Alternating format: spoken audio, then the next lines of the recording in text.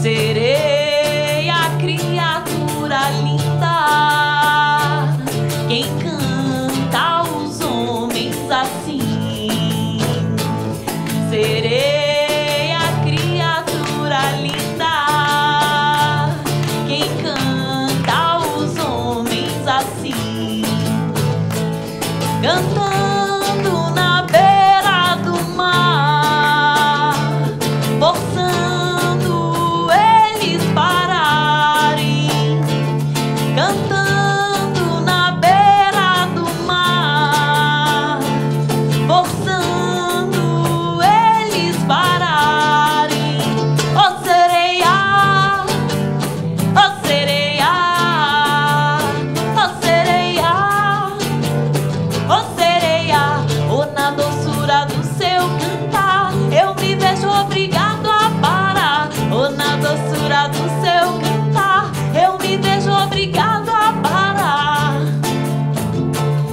Sereia, criatura linda, quem canta os homens assim. Sereia, criatura linda, quem canta os homens assim. Cantando na beira do mar, forçando eles pararem. Cantando na beira do mar, forçando eles pararem. Ó sereia, ó sereia, ó sereia, ó sereia, oh, na doçura do seu cantar eu me vejo obrigado a parar. Oh, na doçura do seu cantar eu me vejo obrigado a parar.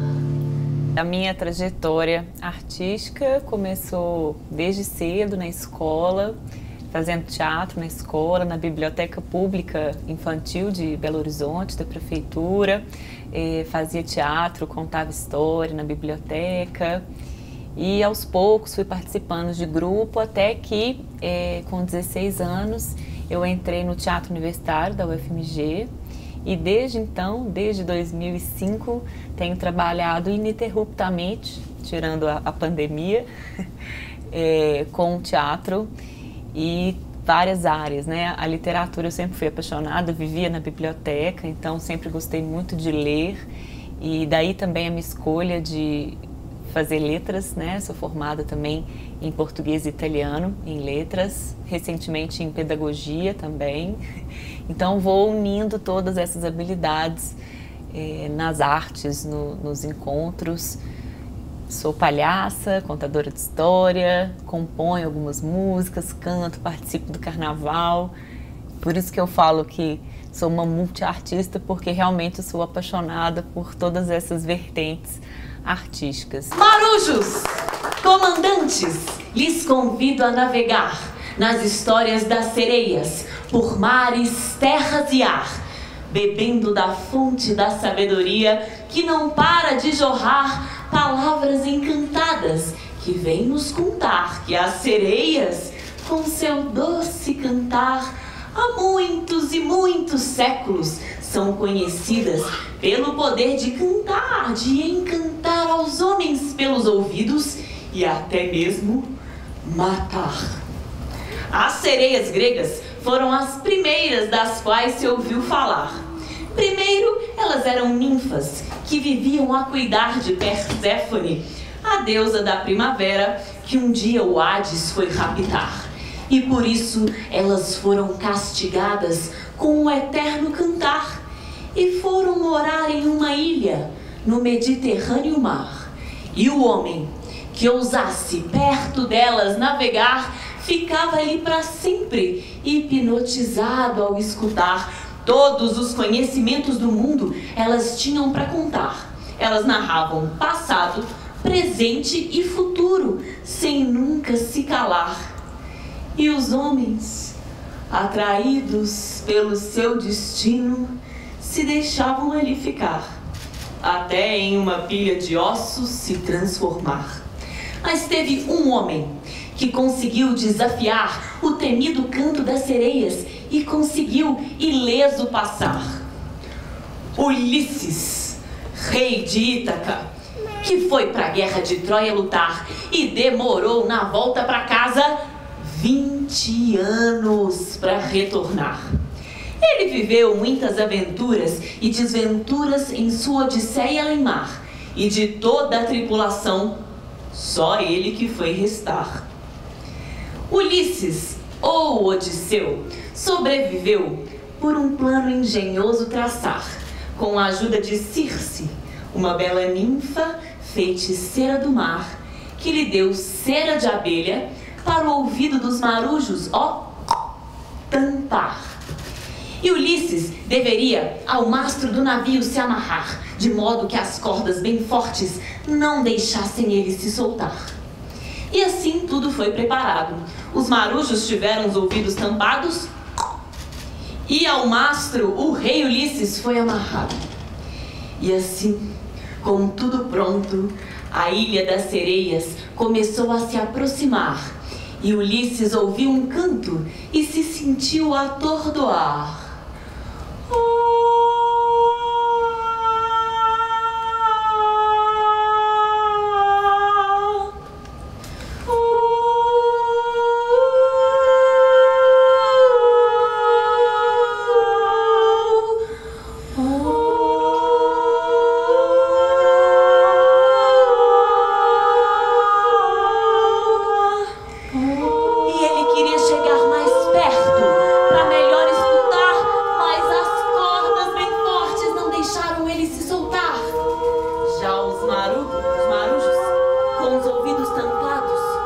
Só podiam enxergar.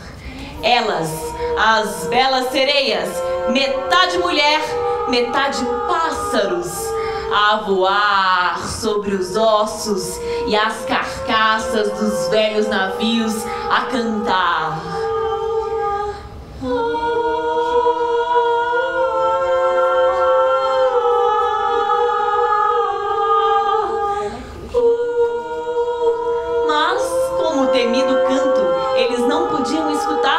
Eles seguiram em frente, remando, sempre remando, sem parar.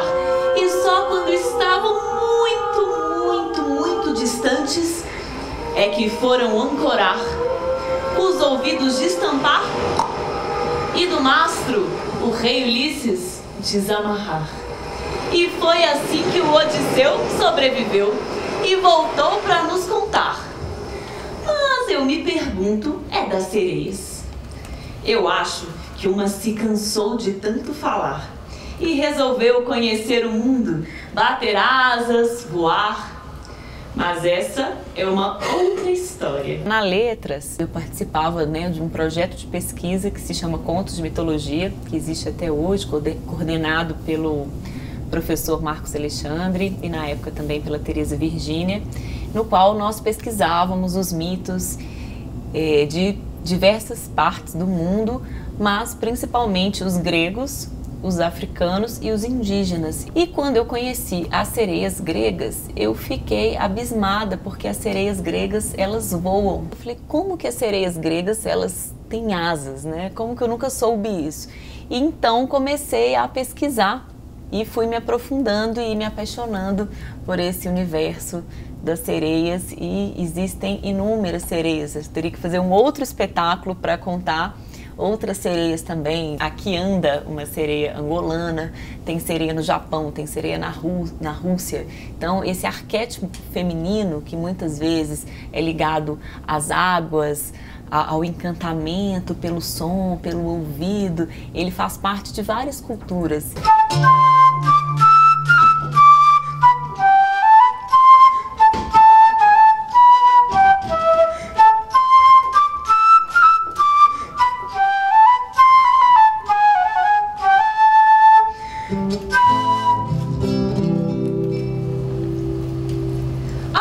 tempo atrás, no tempo do Era uma vez, existia um belo jovem cavaleiro francês. Oui!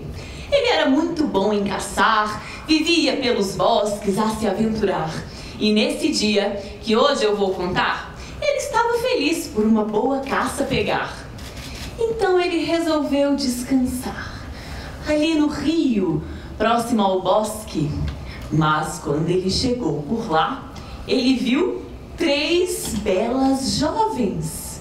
Mas então passou um pássaro, muito lindo a voar.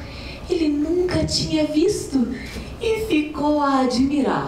E quando esse cavaleiro olhou para o rio novamente, ele teve uma grande surpresa, pois havia uma jovem somente. Era Melusina, que estava ali a se pentear, um espírito feminino das águas a se banhar. O cavaleiro ficou apaixonado e com ela quis se casar. Ela pensou e aceitou de bom grado, mas com uma condição: que ele nunca, jamais, em hipótese alguma, incomodasse sábado. O cavaleiro prontamente deu a sua palavra e aceitou. E em pouco tempo, com grande festa, se casou.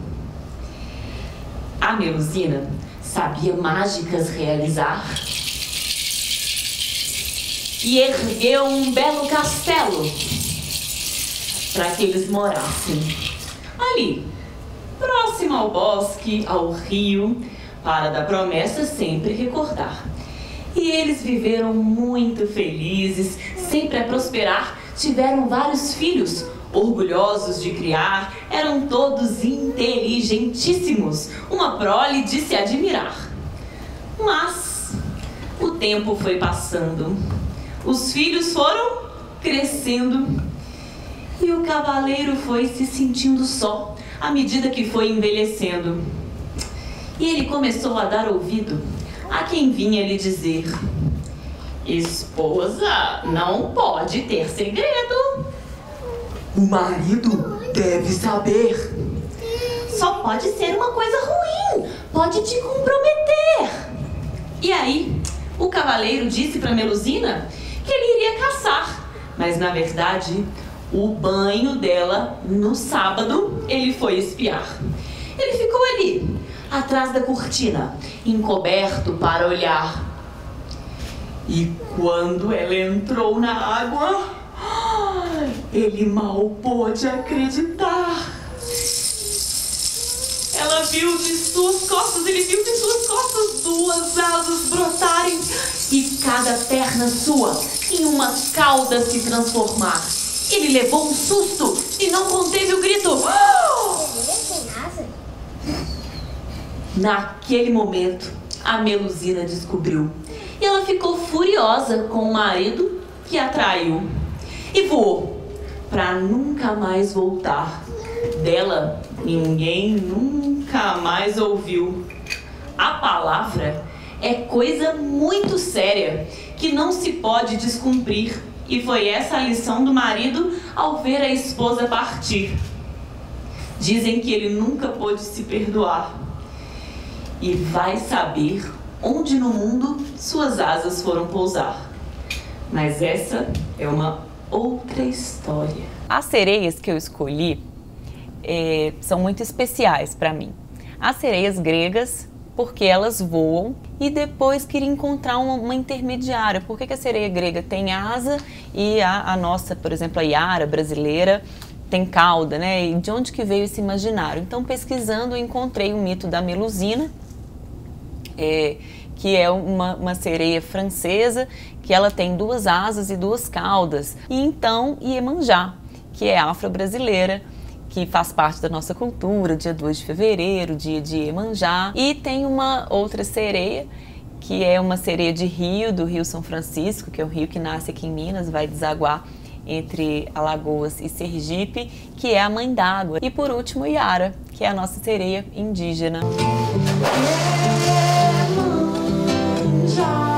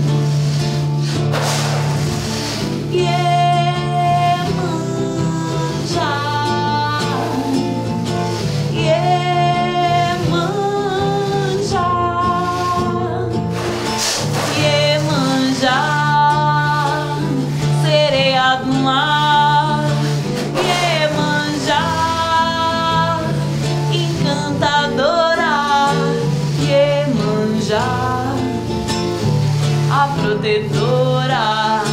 Iemanjá já não protege qualquer um.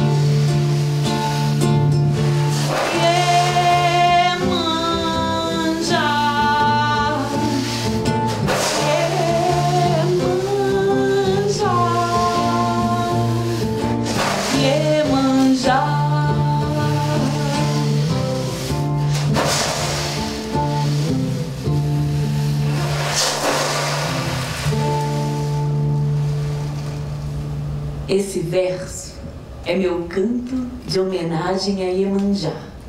Ela é filha do oceano. Salve a sereia do mar. Olocum é sua mãe. Odoiá e Iemanjá.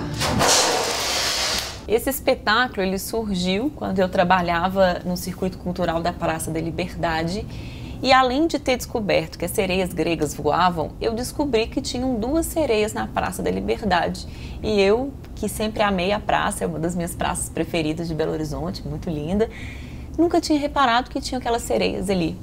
Então tem uma fonte, depois vocês, não vou contar qual fonte que é, vocês têm que ir lá descobrir qual que é a fonte das sereias, que eu chamo de fonte das sereias. O espetáculo surgiu em frente a essa fonte, para também valorizar o nosso patrimônio histórico, arquitetônico de Belo Horizonte.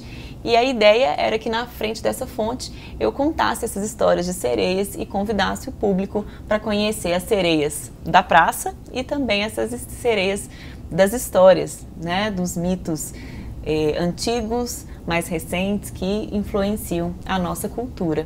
E desde sempre esse espetáculo ele foi traduzido em Libras.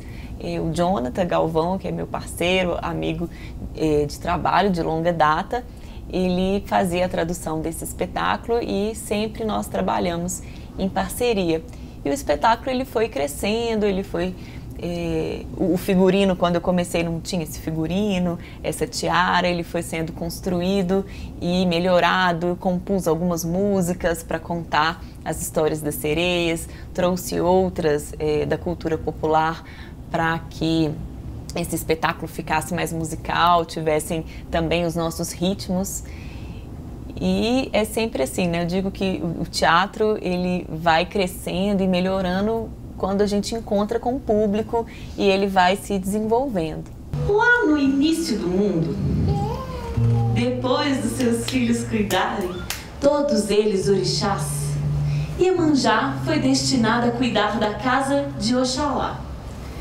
E ela muito trabalhava, lavava, passava, cozinhava, mas ela não era valorizada. Para os outros orixás, tinham rezas, festas, oferendas, comida boa, muita prenda, mas dela ninguém lembrava. Era triste a sua senda. Então ela reclamou com Oxalá, mas entrou por um ouvido, saiu pelo outro, e ele não fez nada. A Iemanjá ficou indignada. E ela tomou uma decisão para sair dessa situação que tanto a afligia. Ela iria trabalhar, mas também reivindicar, dia e noite, noite e dia.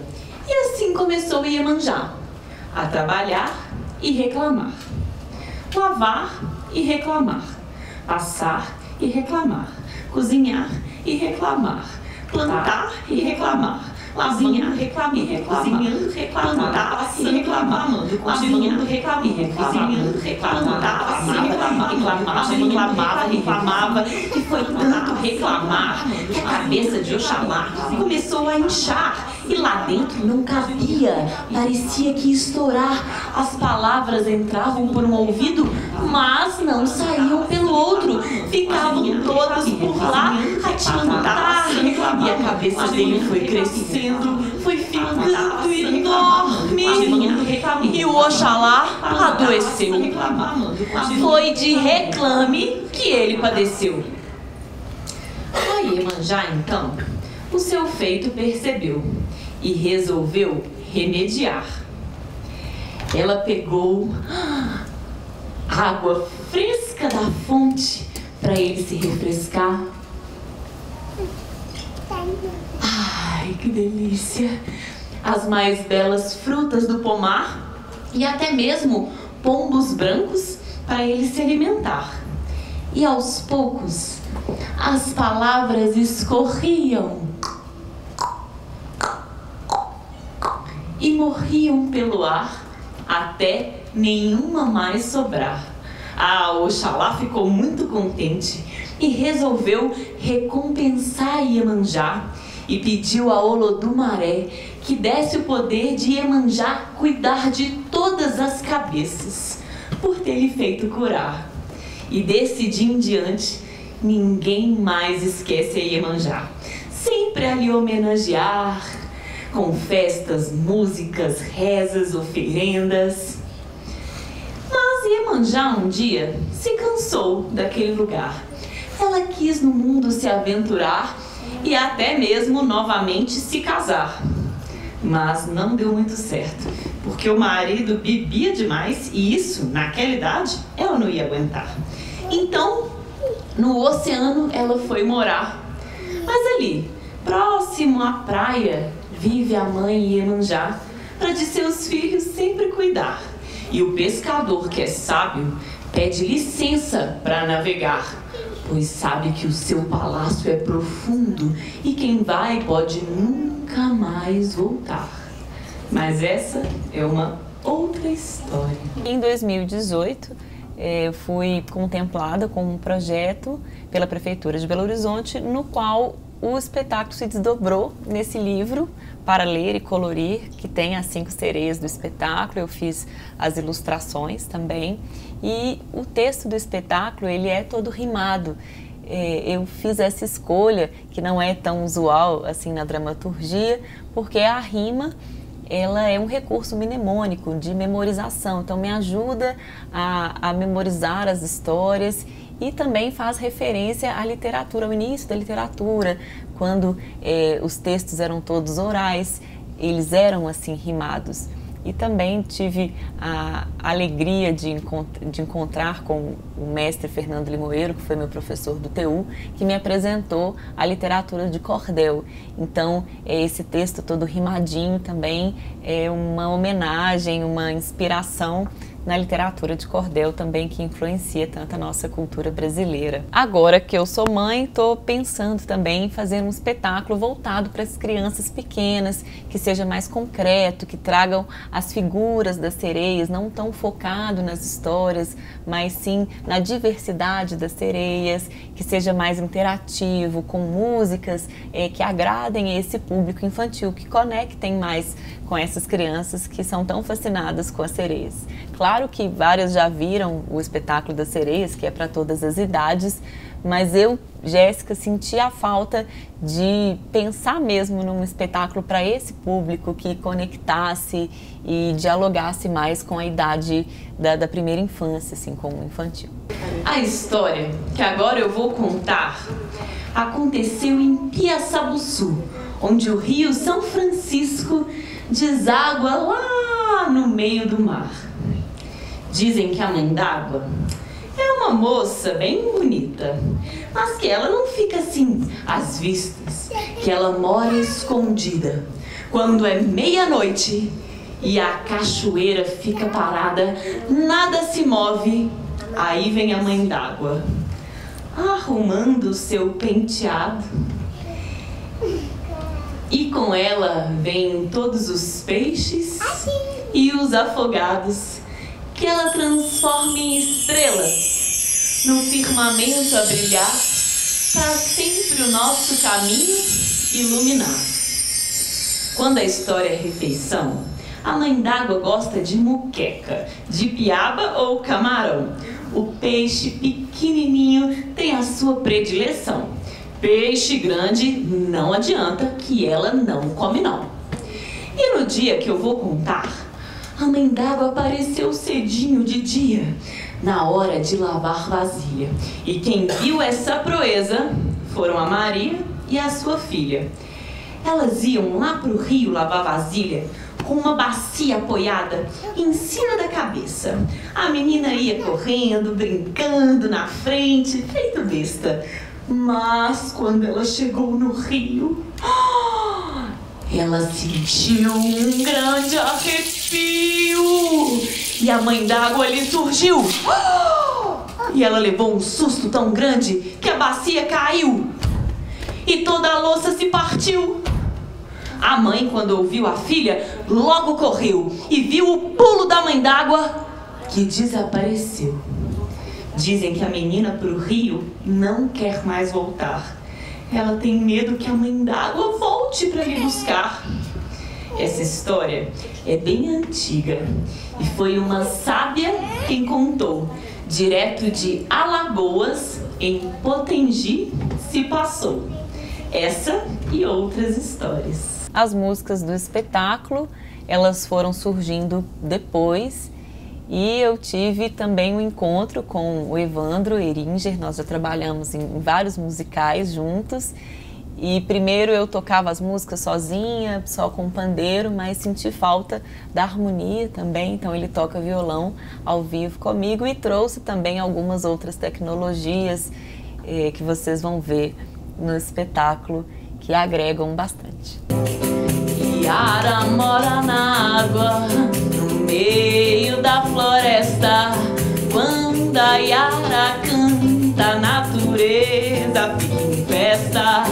Quando a Yara canta, a natureza fica em festa. Canta, Yara, canta, canta o seu penar. Canta, Yara, canta, pra festa começar. Yara mora no rio, lá no meio da mata. Ela não gosta de quem a natureza maltrata. Ela não gosta de quem a natureza maltrata. Canta, Yara, canta, canta o seu penar. Canta, Yara, canta, pra festa começar. Quando a Yara canta, a natureza fica em festa pra proteger as matas que o homem quer desmatar. Ela não gosta de quem a natureza maltrata. Canta, Yara, canta, canta o seu penar. Canta, Yara, canta, pra festa começar. Yara mora no rio, lá no meio da mata. Ela não gosta de quem a natureza maltrata. Ela não gosta de quem a natureza maltrata. Canta, Yara, canta, canta o seu penar. Canta, Yara, canta, pra festa começar. Yara mora no rio, no meio da floresta. Quando a Yara canta, a natureza fica em festa. Quando a Yara canta, a natureza fica em festa. Canta, Yara, canta, canta o seu penar. Canta, Yara, canta, pra história começar.